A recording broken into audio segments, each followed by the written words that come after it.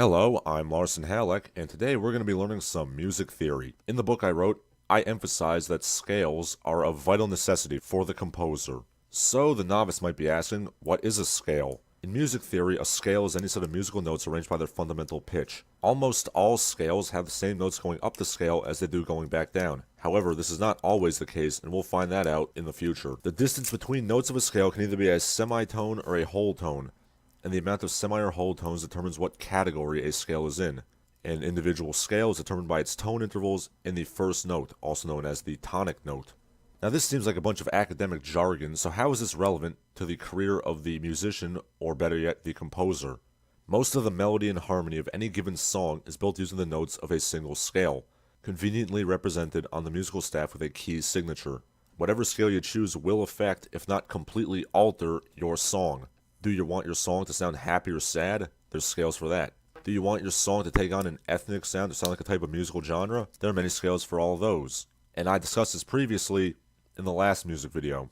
Pictured here is a circle of fifths, a visual method of illustrating harmonic distance between musical keys, and showing how the major and minor scales are interconnected.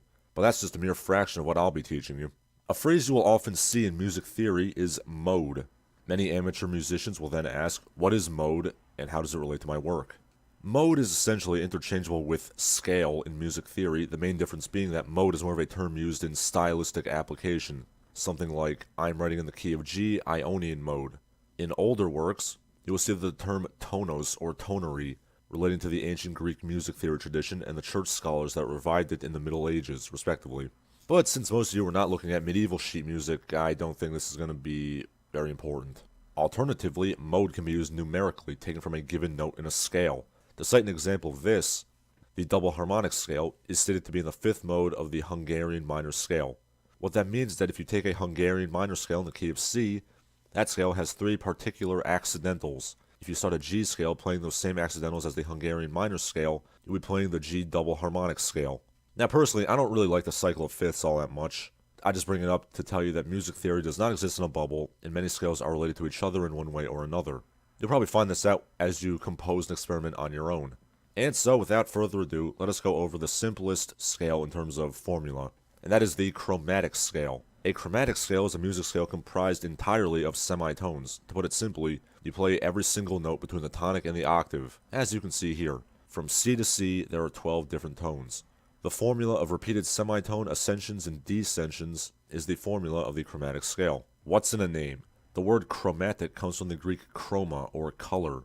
The intervals between chromatic notes are seen as shades of diatonic notes, similar to how colors can blend into each other according to color theory. And in a remarkable display of convergent evolution, the Indian concept of swara is nigh identical to the Western chromatic scale. While it may not seem like it, many great songs have been written using the chromatic scale, such as the opening of La Habanera from Carmen,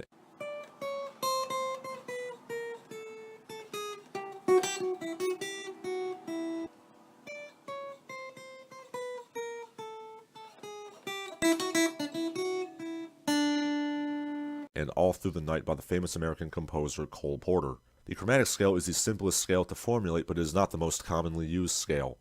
For more on that, tune in next time I do a music video. I'm Larson Halleck.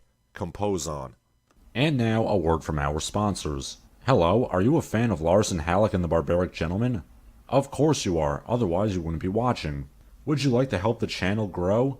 Would you like to help me out? If so, here's how you can. You can go to patreon.com/LarsonHalleck and join the ranks of these illustrious heroes. You can also go to www.paypal.me/LarsonHalleck to also donate some money.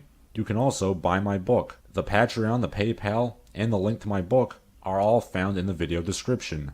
You can also follow me on Twitter or on Instagram.